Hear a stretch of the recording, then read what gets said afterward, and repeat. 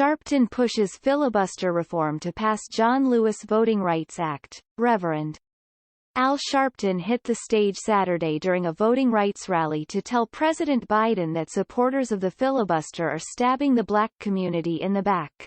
President Biden met with some of the civil rights leadership and we reminded him, "You said the night you won that Black America had your back and that you were going to have Black America's back," Sharpton told supporters. "Well, Mr. President, they're stabbing us in the back.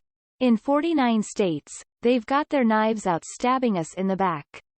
The civil rights activist called on Congress to pass the John Lewis Voting Rights Act in a move that he believes would counter state voting reform laws. Republicans have argued that increased regulations around voting secure elections, while Democrats and activists believe that recent state-based legislation targets black and brown communities. The John Lewis Voting Rights Act passed in the House 219 to 212 earlier this week, but its chances of surviving the Senate filibuster appears slim.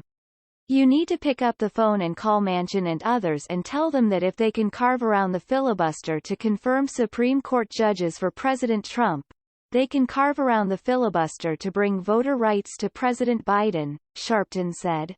Sharpton, along with other voting rights activists, has repeatedly called on Democratic Sen.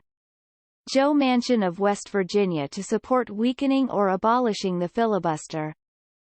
But Manchin has flatly rejected the calls to do so.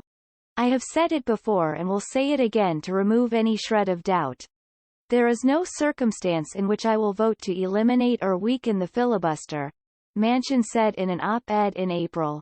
The West Virginia Democrat has argued that he cannot justify to his constituents a valid reason to weaken a measure that requires the Senate have at least a 60-40 vote in order to pass a bill.